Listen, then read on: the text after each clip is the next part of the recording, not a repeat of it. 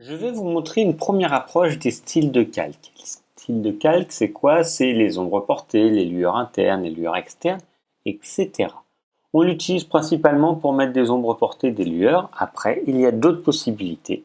Je vais vous montrer rapidement la liste. Je vais venir plus en détail sur les lueurs et les ombres portées. Vous verrez d'autres vidéos pour plus en détail les autres éléments. Quand on veut attribuer un style de calque, par exemple ici, je vais zoomer sur le texte, j'aimerais bien qu'il y ait une ombre portée sur mon texte. Je vais chercher dans ma palette des calques le texte qui m'intéresse, par exemple Nina Ricci, et je vais tout simplement double-cliquer dans cette zone-là. Je double-clique et j'ai cette fenêtre-là qui apparaît.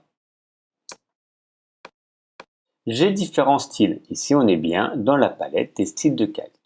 Option de fusion, biseau, contour, etc. On peut rajouter du contour, une ombre interne, une lueur interne, du satin, une incrustation de couleur, donc pour changer la couleur.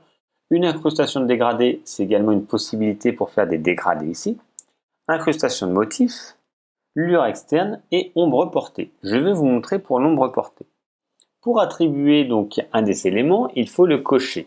Quand on va le cocher, on va donc attribuer par défaut ce qu'on a souhaité mettre, par exemple l'ombre portée. Juste, si on fait que cocher, on ne va pas pouvoir rentrer dans les paramètres. Là, je vais cliquer, on voit bien qu'il y a une ombre portée qui s'est créée, mais pas forcément celle que je veux. Vous voyez, là, ça fait plutôt un gros pâté, c'est pas ce que je voudrais. Il faut donc cliquer sur le mot ombre portée pour interagir et arriver directement sur les paramètres de mon ombre portée. Je vois le mode de fusion, produit. Je vois la couleur, je pourrais changer la couleur.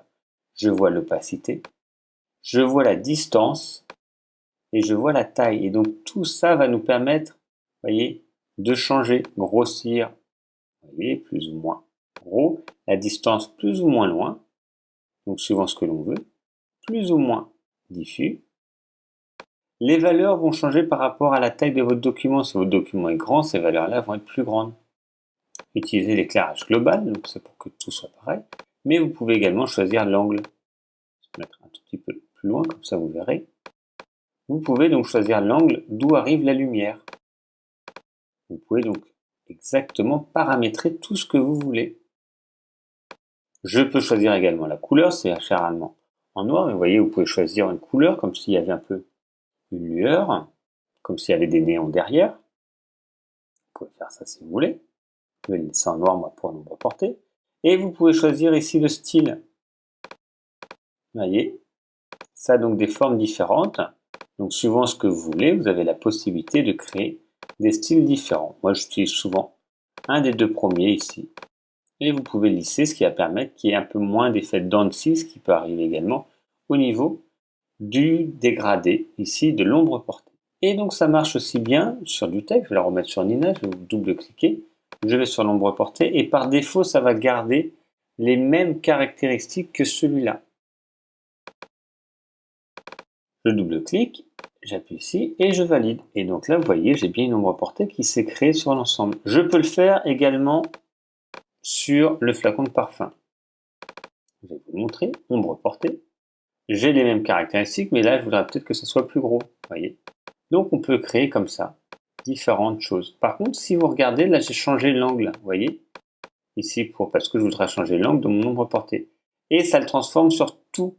Ok, c'est le même éclairage sur tous les angles. Si je décoche par contre utiliser l'éclairage global, ça va me faire indépendant les uns des autres. Donc c'est ça la différence entre global, ça va le faire sur l'ensemble. Si je décoche, chacun va être indépendant l'un des autres. Alors après, ça dépend ce que vous voulez faire. Si un éclairage, si vous dites qu'il y a un éclairage, c'est bien que ça soit le même avec le même angle. Là, moi, je ne vais pas utiliser l'ombre portée ici, mais ça marche pour tous les éléments. Je vais y faire une lueur externe pour créer, voyez, un petit halo de lumière. Et pareil, on peut paramétrer plus ou moins opaque. On peut changer la couleur, si je veux que ça soit un peu dans les roses. Je peux cliquer également ici sur la couleur pour la retrouver. Donc, je peux créer, grossir, plus ou moins gros, au niveau de la taille, donc c'est plus ou moins diffus. Et vous voyez, ça me permet de faire un petit halo étendu. Ici, toujours, on va retrouver les différentes formes. Et vous voyez, si on regarde autour, ça va créer un petit halo de lumière autour. Donc ça, c'est la lueur externe.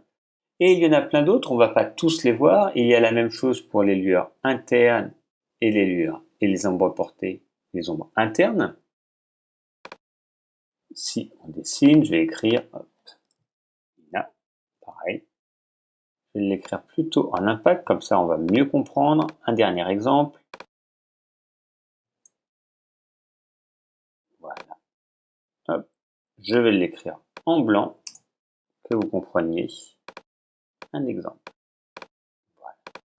Je vais zoomer. Je suis ici, donc sur le calque Nina. Et là, je vais faire lueur ombre interne. Je paramètre et vous voyez, ça va me créer une petite ombre à l'intérieur. Je peux augmenter l'opacité.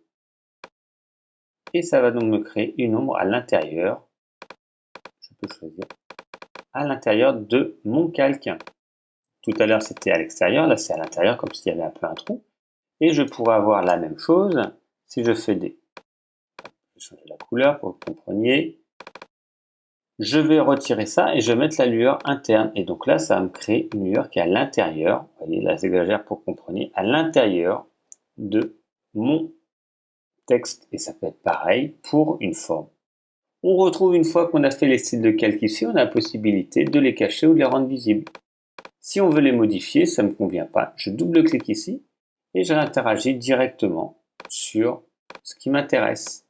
Ici, je voudrais avoir retravaillé ici, donc Nina.